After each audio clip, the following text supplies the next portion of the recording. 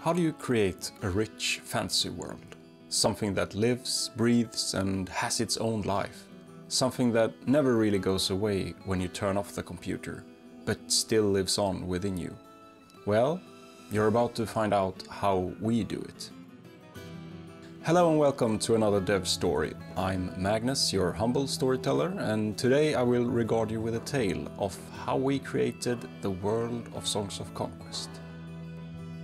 Most of the world was created by Carl, our game designer, along with myself. And I think it's important to understand our background and reference points in order to appreciate all the inspirational sources that have gone into making the game lore. To put it simply, we are huge fantasy buffs, and our love for fantasy as well as our friendship goes way back. In fact, we became friends all the way back in 2nd grade during the 80s.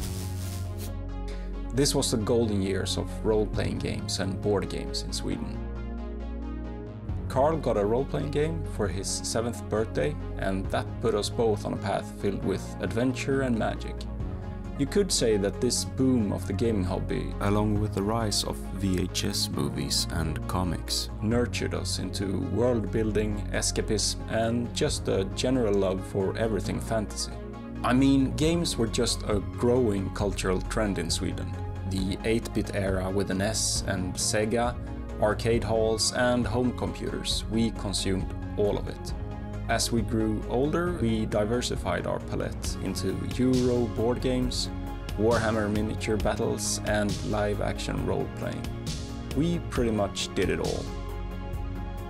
And considering we devoured all games we could find, we always felt it was natural for us to create games ourselves.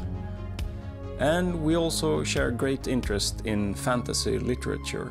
While we both agree that Joe Abercrombie is a master, I can't really accept Carl's love for Stephen Erikson's books, and he, on the other hand, can't really understand why I adored George R.R. Martin's writing.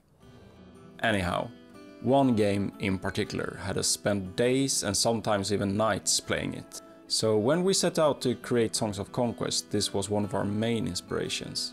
We were inspired by Heroes of Might and Magic, but also King's Bounty and Age of Wonders, among other titles. So when we were about to start with the lore for the game, we had a good starting point. I mean, our game takes place in a fantasy world inhabited by different factions that all strive for domination.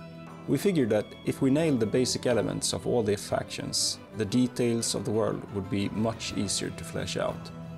Carl designed Arleon to be an interesting mix of knights along with the mystical creatures of the forest, inspired by the fae of the Shakespearean play A Midsummer Night's Dream. The biome and visuals were inspired by rural, medieval England and France. I went on to pitch Loth as a faction of necromancers, but with a twist. Instead of the classic evil sorcerers, what if they had a righteous purpose and noble motives? The visuals of the biome and troops would however have a more traditional, dark and gothic look. Carl then came up with a wonderfully odd faction called Rana, where frog tribes would rise up from the swamps and break the chains of oppression. The biome and troops would be tropical and savage. My original pitch for Baria was a bit too similar to the Empire from Warhammer, but with Carl's input we translated it into an interesting mix of Middle Eastern influences and the German Landsknecht phenomenon. We also tried steampunk ideas, but in the end we felt it would be a too big discrepancy with the other factions tech-wise. But to set them apart in some way, they are the only ones who have gunpowder. Perhaps it goes without saying, but we didn't want to create a too classic fantasy world with orcs, dwarves and elves. It just felt a bit too tried and tested. We have at least strived to create something unique and memorable. And I'd prefer if people either hate or love our game world. Indifference would be the worst emotion we could evoke.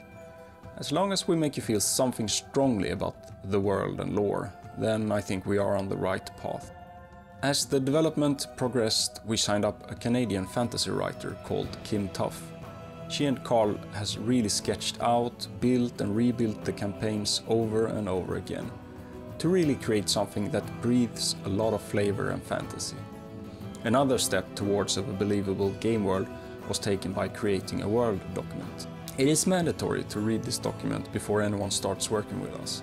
We also have lookbooks that summarize the visual style and general vibe from each faction. Let me show you a few examples of how the various themes and threads of lore weave into each other, sometimes in subtle ways and sometimes in an obvious fashion. In the lands of Rana there are legends of dragons that used to soar in the skies. Though they are now said to be extinct, there are old overgrown monuments that hint at dragon worshipping a long time ago.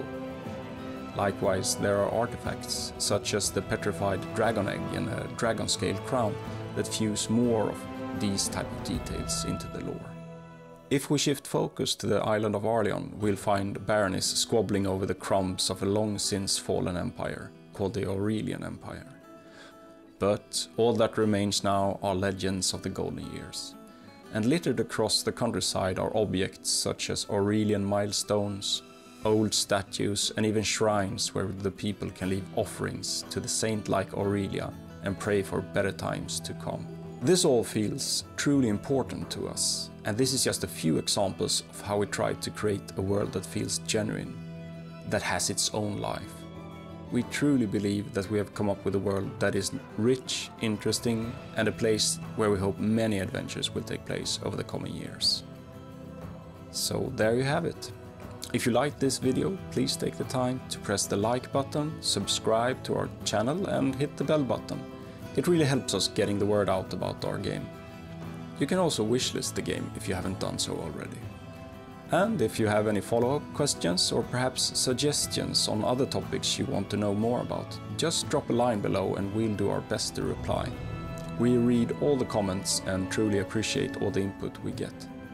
Until next time, my friends, take care and have a good one.